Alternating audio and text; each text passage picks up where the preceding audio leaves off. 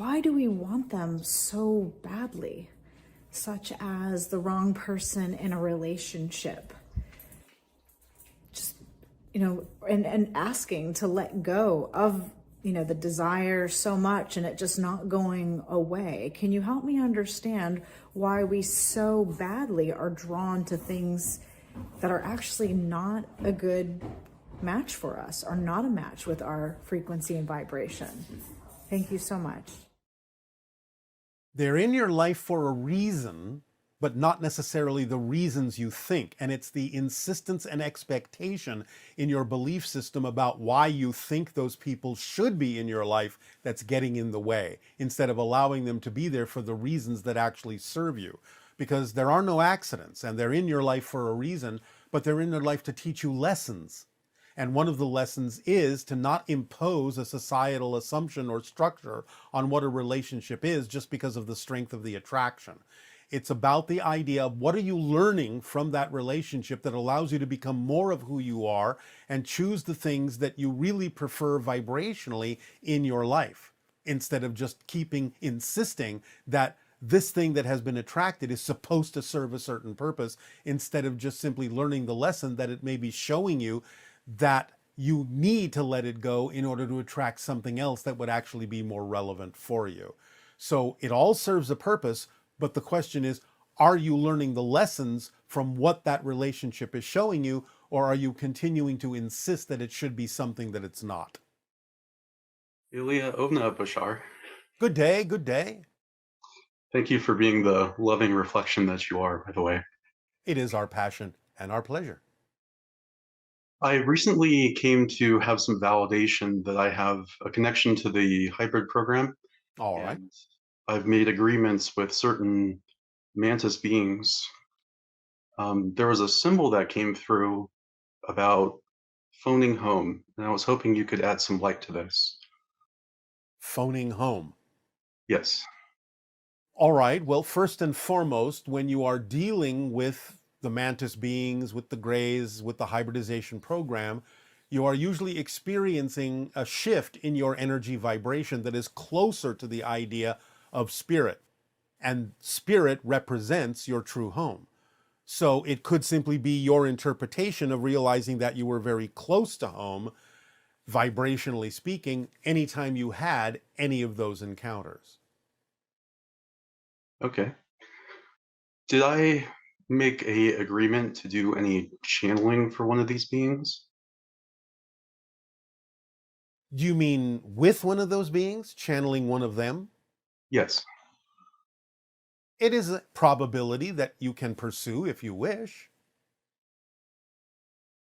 Could you give me a name or permission slip to follow that pathway? Well, are you first of all talking about being excited about vocal channeling or automatic writing or doing some kind of readings for people or divination systems?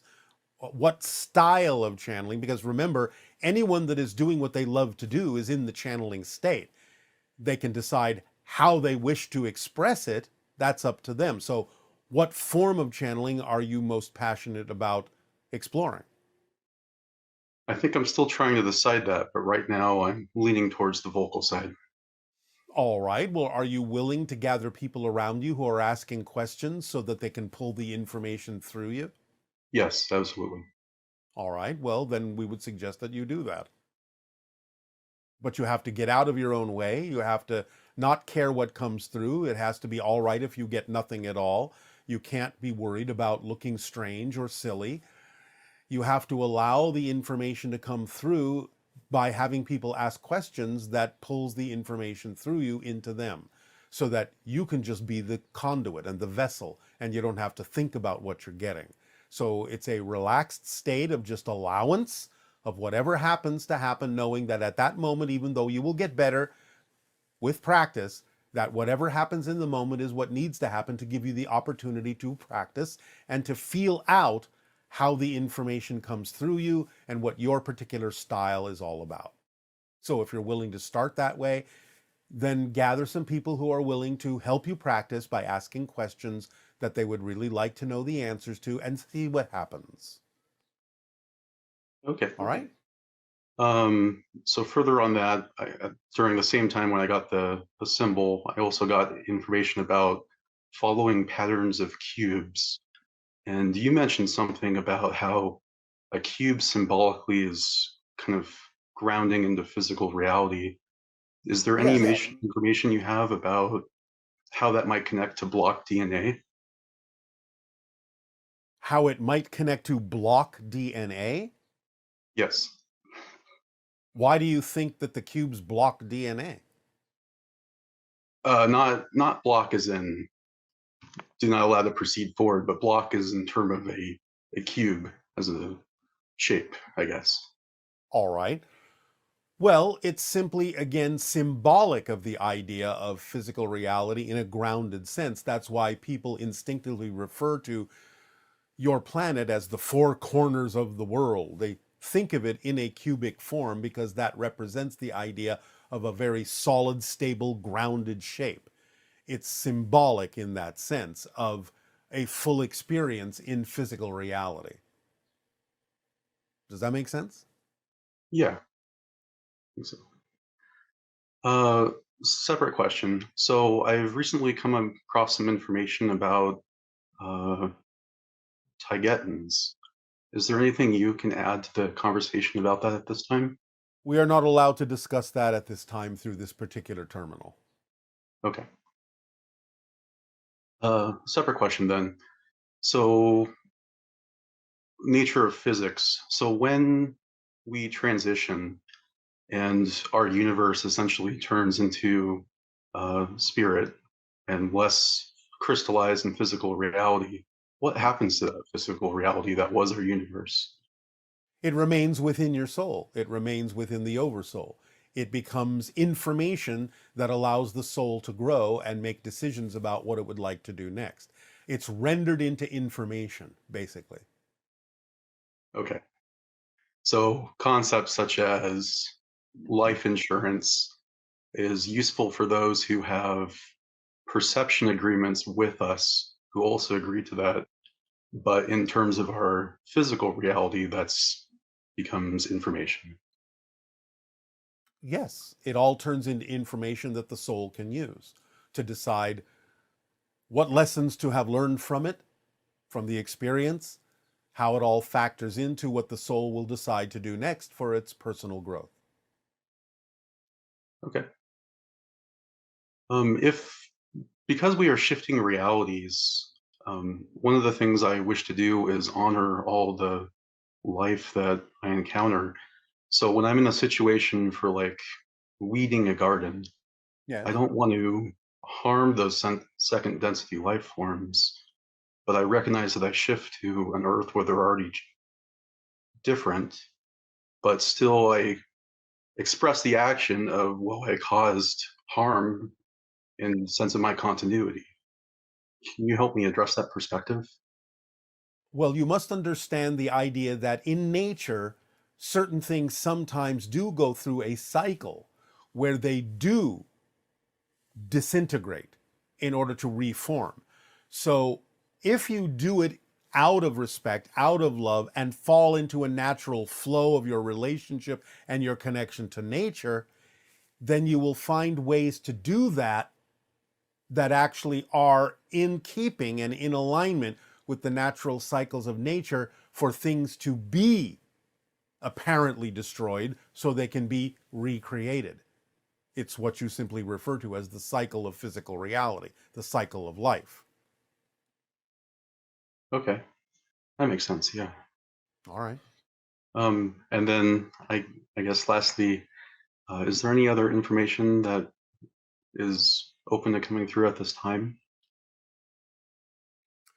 When you start practicing the idea of channeling, make sure you allow yourself to adapt and to change in whatever way, shape, or form it seems natural for you to do so. Do not become rigid in the way that you think it has to present itself. You may at first start with your own higher mind, bringing that through so you can gain familiarity with what that feels like. And then you may start being aware of connections that you may have to other beings, like the mantis, where you then can, with further practice, bring through information from beings on that level as well. Excellent. Thank you, Bashar. Ilya You Ave. are welcome. Aveo. There.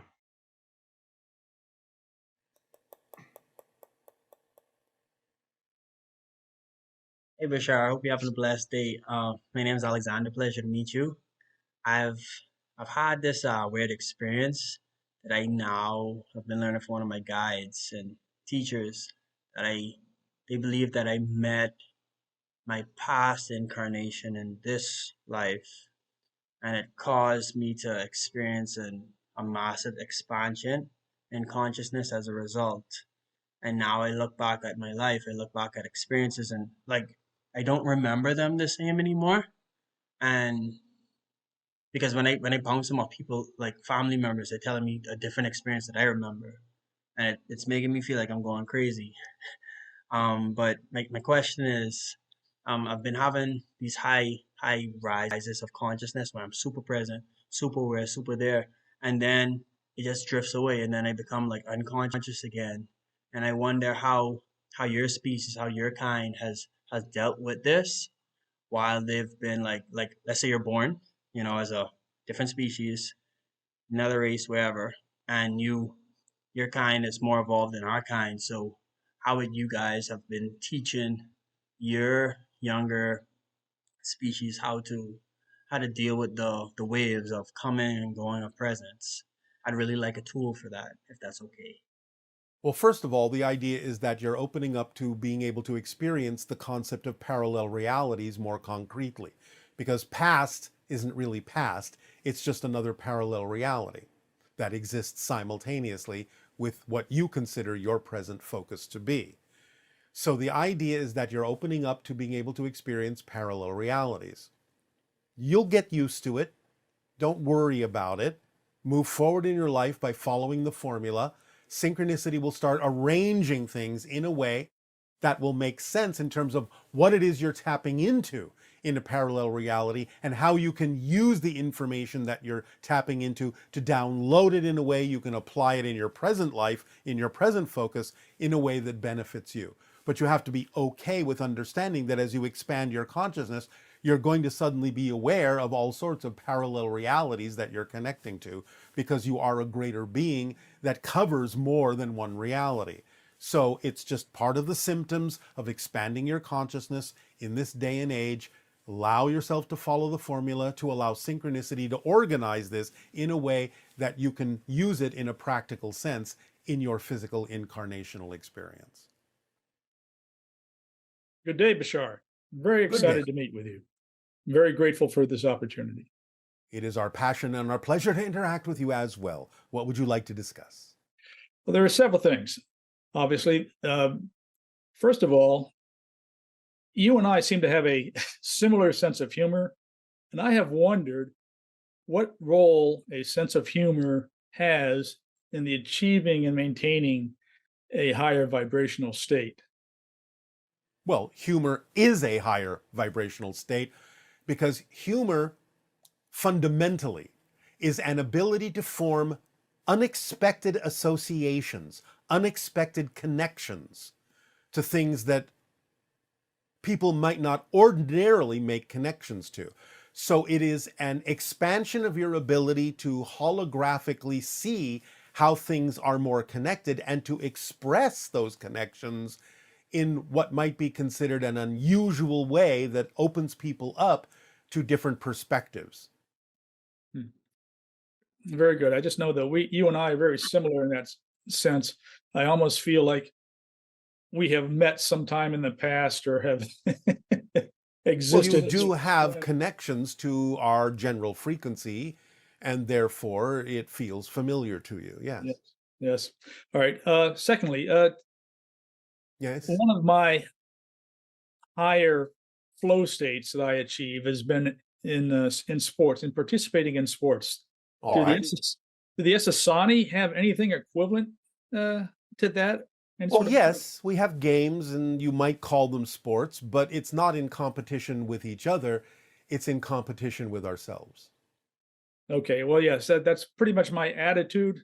I do like to quote be to win or be victorious, but at the same time, I'm more concerned about how well I perform to a level that I think I should be. Yes, and in that context, everything that we experience is a win. There is no Right. winning and losing in our society. There is, what did you learn in that experience? And if you learned something and you grew, that's a win. So even though there may be collective involvement, we're all there synchronistically to allow each other to experience our own individual wins, our individual growth in how we experience that particular exercise. Okay. S- Delving into extraterrestrial races, if that's okay. Yes. Are there any that are actually genetically equivalent to humans on Earth? Well, very much closely genetically connected, like the Pleiadians, who are, in a sense, your distant cousins. Right. So, like that, yes, there are genetic connections between humans on Earth and different species. But after a point, it becomes very, very different, and many alien societies look nothing like you. But there are several that do, primarily not only just because of the morphogenetic fields that say this is a efficient form, so they look humanoid or human-like, even though they may not necessarily be directly genetically connected to you in the way that you think, but there are some that are actually truly genetically family. Right. Okay. So they Such as have us. have they populated the Earth at some point? There have been times in the past where other societies have taken advantage of the Earth environment for a period of time. Yes. Okay. All right. It's part of the history that you don't know. Right. Okay. And that will be revealed at some point. Eventually, yes, after open contact. Okay. Uh, Something I wonder about you specifically, how much do these sessions deplete you, or do they deplete you in any No, way? of course not. Why would they deplete me? Why would I do it if they did? Well, as a first contact specialist, that being your desired role, Yes. that doesn't necessarily mean it wouldn't necessarily have some impact on you per se, I guess. Well, the impact it has is that it energizes us. Okay. It is what we love to do. And therefore, we are operating at a very high frequency, and at a high frequency, we are energized. It never depletes us because we are simply being a conduit for a higher frequency, passing through us, leaving us with energy. It doesn't take energy away from us. It supports us with a higher frequency energy. Yes, I know. Well, I'm feeling energized just in this little discussion. So I can All right. imagine, I guess, that it has quite an impact on you in that case. Yes. I think that's going to be it. All right. I definitely appreciate your time and your dedication. Again, the dedication is automatic when you are focused on what you love to do. So, we thank you. Aveo. Aveo. Good day. Good day.